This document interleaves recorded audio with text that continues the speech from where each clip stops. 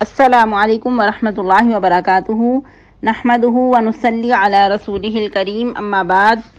امید کرتے ہیں آپ تمام سسٹرز خیر و عافیت سے ہوں گی اور ایمان کی بہترین حالت میں ہوں گی۔ اللہ رب العزت سے دعا ہے آپ کی طرف ہر بڑھنے والا شر خیر میں بدل دے، آمین آمین۔ پیاری سسٹرز، ہم لوگ سورہ آل عمران آیہ مبارکہ 166 تک ٹرانسلیشن اور آیہ مبارکہ 164 تک تفسیر کا لیسن پڑھ چکے تھے۔ نیکسٹ ایک آیہ مبارکہ کی ٹرانسلیشن کریں گے اور آیہ مبارکہ 164 سے ہی تفسیر کا لیسن کنٹینیو کریں گے۔ تو آئیے لیسن سٹارٹ کرتے ہیں۔ ربی اشرح لی صدری ویسر لی امری واحلل عقدۃ من لسانی یفقہوا قولی اللہم بارک لنا فی اوقاتنا اللہم فقہنا فی الدین اللہم انی اسألک الہدی والتقى والعفاف والغنى اللهم ألهمني رشدي وأعذني من شر نفسي أعوذ بالله من الشيطان الرجيم۔ آیہ مبارکہ 167۔ وَلِيَعْلَمَ الَّذِينَ نَافَقُوا وَقِيلَ لَهُمْ تَعَالَوْا قَاتِلُوا فِي سَبِيلِ اللَّهِ أَوِ ادْفَعُوا قَالُوا لَوْ نَعْلَمُ قِتَالًا لَاتَّبَعْنَاكُمْ ہم للکفر یومئذ اقرب منہم للایمان یقولون بافواہہم ما لیس فی قلوبہم واللہ اعلم بما یکتمون۔ ٹرانسلیشن: وَلِيَعْلَمَ الَّذِينَ، اور تاکہ جان لیں وہ لوگ، نافقوا جو منافق ہوئے، وقیل لہم اور کہا گیا ان کے لیے، تعالوا آؤ، قاتلو لڑو، فی سبیل اللہ اللہ کی راہ میں، او ادفعوا یا دفاع کرو۔ قالو انہوں نے کہا، لو نعلم اگر ہم جانتے، قتالا لڑنا، لاتبعناکم البتہ تمہارے ساتھ چلتے۔ ہم للکفر یومئذ وہ کفر کے لیے اس دن، اقرب زیادہ قریب تھے، منہم ان میں سے، للایمان ایمان کے لحاظ سے۔ یقولون وہ کہہ رہے تھے، بافواہہم اپنے منہوں سے، ما لیس فی قلوبہم جو نہیں تھا ان کے دلوں میں، واللہ اعلم بما یکتمون اور اللہ تعالیٰ خوب جانتا ہے اس سے جو کچھ وہ چھپا رہے تھے۔ تفسیر آیہ مبارکہ 164 سے۔ اگرچہ ہم کل اس آیہ مبارکہ کی تفسیر کر چکے تھے، لیکن یہ بہت ہی زیادہ امپورٹنٹ آیہ مبارکہ ہے، بہت ہی زیادہ اپنے اندر گہرائی رکھتی ہے، اسی لیے اس آیہ مبارکہ کو پھر دیکھ لیتے ہیں ایک اور اینگل سے۔ لقد من اللہ علی المؤمنین اذ بعث فیہم رسولا من انفسہم یتلو علیہم آیاتہ ویزکیہم ویعلمہم الکتاب والحکمہ وَإِن كَانُوا مِن قَبْلُ لَفِي ضَلَالٍ مُبِينٍ۔ ہم لوگ پڑھ رہے تھے کہ اللہ رب العزت نے مومنین پر بہت بڑا احسان کیا، نبی صلی اللہ علیہ وسلم کو مبعوث فرما کر۔ کس وقت؟ کہ جب انسانیت سراسر گمراہی میں مبتلا تھی، اور عرب کے مطابق انہی کی زبان میں محمد عربی صلی اللہ علیہ وسلم کو مبعوث فرمایا تاکہ اچھی طرح ان تک پیغام پہنچا سکیں انہی کی زبان میں۔ اور ان پیغمبر صلی اللہ علیہ وسلم نے کس طرح پیغام پہنچایا؟ اللہ کی آیات تلاوت کر کے، تزکیہ نفس کر کے، کتاب کی تعلیم دے کر اور حکمت سکھا کر۔ یعنی کہ آیات سے مراد قرآنی آیات بھی ہو سکتی ہیں اور کونی آیات بھی، یعنی کہ کائنات میں جو نشانیاں پھیلی ہوئی ہیں ان کے مطابق بھی، جس طرح کہ انسان کائنات سے بھی بہت کچھ سیکھتا ہے، اور کائنات سے ہی انسان کو رب تعالیٰ کی معرفت حاصل ہوتی ہے۔ جس طرح کہ اتنا وسیع و عریض آسمان پھیلا ہوا ہے، اور جیسا ہے ویسے کا ویسا ہی ہے، کبھی پرانا نہیں ہوا، کبھی وہ سیدھا نہیں ہوا، کبھی اس کا رنگ نہیں بدلا، اور یہ کمال قدرت کس کی ہے؟ اس کو بنانے والی کوئی ذات ہے۔ اور پھر دن رات کا آنا جانا، ہواؤں کا چلنا، اتنے جو سمندر ہیں، نہروں کا سلسلہ، ان سب کو بنانے والی ذات کون ہے؟ وہ اللہ کی ذات ہے۔ اور اتنے بلند و بالا پہاڑ اور بھی کائنات میں بہت ہی نشانیاں پھیلی ہوئی ہیں جو قدرت کی نشانیاں ہیں. اس سے پتہ چلتا ہے کہ اس کو بنانے والی کوئی ذات ہے. اس سے کیا پتہ چلتا ہے کہ ایک استاد ایک معلم کو صرف تعلیم ہی نہیں دینا کافی بلکہ اللہ کی معرفت حاصل کرانا بھی بہت ضروری ہے. اللہ کے قریب کرنا بھی از حد ضروری ہے. اور وہ کیسے ممکن ہوگا؟ کائنات کی نشانیوں پہ غور و فکر کروا کر. اسی لیے تو کہا گیا کہ ایک گھڑی کی جو غور و فکر ہے تدبر ہے، کائنات پہ تدبر، وہ پوری رات کی عبادت سے افضل ہے. کہ جب تک اللہ سبحانہ و تعالی کی انسان کو معرفت حاصل نہیں ہوگی وہ رب تعالیٰ کی عبادت نہیں کر سکتا. انسان رب تعالیٰ کے قریب تب ہی ہو سکتا ہے جب رب تعالیٰ کی معرفت حاصل ہوگی. جیسا کہ ہم نے اس سے پہلے بھی 2 آیات مبارکہ اس سے ریلیٹڈ پڑھ چکے ہیں. دونوں آیات مبارکہ سورہ بقرہ میں تھیں اور اس سے ریلیٹڈ یہ آیات مبارکہ سورہ آل عمران میں بھی ہے. اس آیت مبارکہ سے ہمیں اور بھی بہت سارے لیسن ملتے ہیں کہ ایک استاد کو اللہ کے قریب کرنے کے لیے اللہ کی پہچان کروانا ضروری ہے اور لوگوں کو قرآن کے قریب لانے کے لیے، اللہ کے قریب لانے کے لیے اللہ کی معرفت دلانا بہت ضروری ہے. لیکن افسوس کے ساتھ کہ آج تعلیم تو بہت ہے لیکن جو ایک استاد کی ذمہ داری ہے وہ پوری ہوتی نظر نہیں آتی. آج تعلیم تو دی جاتی ہے لیکن نہ تو تزکیہ نفس کیا جاتا ہے اور نہ ہی رب تعالیٰ کی پہچان کروائی جاتی ہے. تو اس کا نتیجہ کیا نکلتا ہے کہ لوگ بہت سارا علم تو حاصل کر لیتے ہیں، بہت ساری ڈگریاں حاصل کر لیتے ہیں لیکن جو مقصد ہے وہ پورا ہوتا نظر نہیں آتا. یہی وجہ ہے کہ بہت بڑی بڑی ڈگریاں حاصل کر کے بھی انسان جاہل کا جاہل ہی رہ جاتا ہے.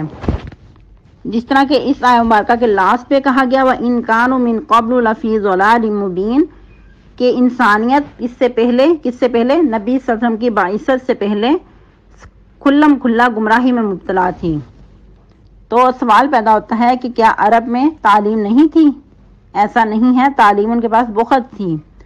وہ بہت بڑے شعر و شاعری کے مالک تھے، وہ بہت ادب دان تھے، بلکہ ان کو اپنی اس شعر و شاعری پہ بہت گمنڈ تھا. اسی وجہ سے دوسروں کو وہ اجمی کہا کرتے تھے، بہرے گونگے، بالکل یعنی کہ ان پڑھ کہا کرتے تھے. ان کو اپنی عرب دانی پہ بہت مان تھا، بہت فخر تھا. تو کیا پتہ چلتا ہے کہ جب تک انسان کے پاس قرآن و حدیث کا علم نہیں ہے اور اس کے مطابق عمل نہیں ہے ایسا انسان جاہل ہے. چاہے وہ دنیا کا جتنا بھی زیادہ پڑھ لے لیکن وہ جاہل کا جاہل ہی رہے گا. جس طرح کہ ہم سورہ بقرہ میں بھی پڑھ چکے ہیں وَمِنْهُمْ أُمِّيُّونَ لَا يَعْلَمُونَ الْكِتَابَ إِلَّا أَمَانِيًّا کہ ان میں سے بہت سارے ان پڑھ ہیں، وہ کتاب کا علم جانتے ہی نہیں مگر آرزویں اپنی ہی، جو ان کی خواہشات ہیں، جو اپنے ان کے بول ہیں، بس وہی ہیں. تو کیا پتہ چلتا ہے کہ جب تک انسان کے پاس کتاب کا علم نہیں، کتاب اللہ کا علم نہیں، وہ انسان ان پڑھ ہے، جاہل ہے. تو کیا پتہ چلتا ہے کہ دنیاوی پڑھائی اگرچہ ہماری ضرورت ہے لیکن اس کو صرف ضرورت کی حد تک لینا چاہیے، نہ کہ اس کو بس تکبر اور فخر اور غرور میں انسان آ جائے. اور صرف دنیاوی تعلیم حاصل کر لینا کافی نہیں ہے، جب تک قرآن و حدیث کا علم حاصل نہیں کریں گے تو مقصد پورا نہیں ہوگا. ایک انسان اور جانور میں فرق تبھی ہوگا جب انسان سنت مطہرہ کو سمجھے گا، اس کے مطابق اپنی زندگیوں کو ڈالے گا، ورنہ ایک انسان جانور سے بھی بدتر ہو جائے گا. کیونکہ جانور جو ہیں وہ بھی اپنے خالق مالک کو پہچانتے ہیں، وہ بھی اپنے خالق کے آگے جھکتے ہیں، اس کی تسبیحات کرتے ہیں. اب اس سے آگے کا بھی ایک سٹیپ ہے کہ اگر ہم نے تعلیم بھی حاصل کر لی، رب تعالیٰ کی معرفت بھی حاصل کر لی، تو اب ہماری جو ذمہ داری بنتی ہے وہ نیکسٹ تبلیغ کرنا. جب ہم تبلیغ کے میدان میں نکلتے ہیں تو بعض اوقات ہمارے اندر جو علم ہے اس کا تکبر آ جاتا ہے، تو اس سے بچنا ہے اور ہماری ذمہ داری بنتی ہے کہ ہم اس علم کو آگے بھی پہنچائیں. جیسا کہ الحمدللہ ماشاءاللہ آپ لوگ سورہ آل عمران سے گزر رہے ہیں اور آپ لوگوں کا 4th پارہ نصف ہو گیا ہے. یہ علم اللہ تعالیٰ آپ کو بہت بہت برکت کرے اور اس سے مکمل استفادہ حاصل کرنے کی توفیق عطا فرمائے، آمین۔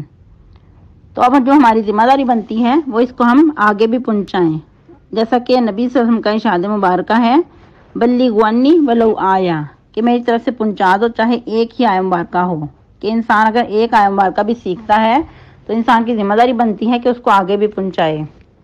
انسان جب تبلیغ کے میدان میں نکلے تو بہت حکمت کے ساتھ لوگوں کو تبلیغ کرے، جس طرح کہ اللہ رب العزت کا ارشاد گرامی ہے، ادعو الی سبیل ربک بالحکمت والموعظۃ الحسنہ، کہ لوگوں کو اللہ کے راستے کی طرف بہت حکمت اور اچھی نصیحت کے ساتھ بلاؤ۔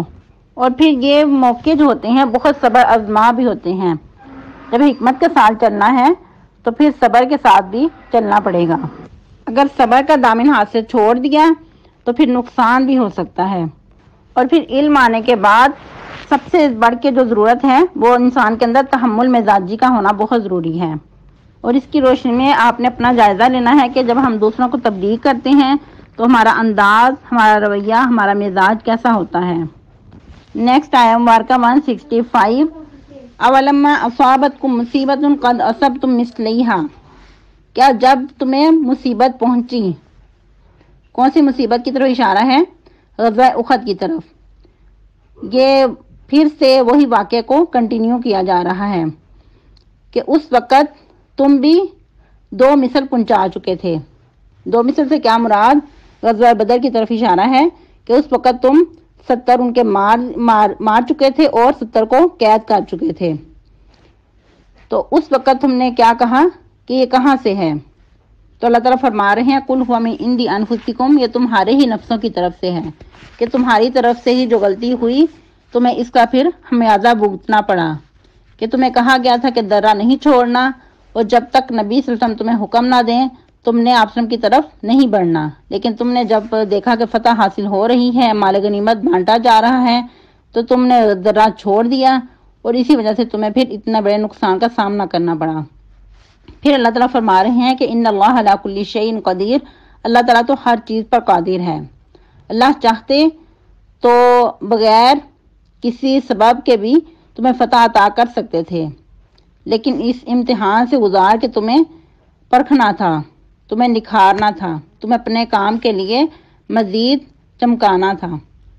اس تفسیر کی ایک اور رائے بھی ہے کہ جو کہا گیا قل تم انا ھذا قل ھو من عند انفسکم، کہ یہ تمہارے ہی نفسوں کی طرف سے ہے، کہ جب غزوہ بدر میں قیدی تھے ان کے بارے میں نبی صلی اللہ علیہ وسلم کی یہ رائے تھی کہ ان سے فدیہ لے کر قیدیوں کو چھوڑ دیا جائے۔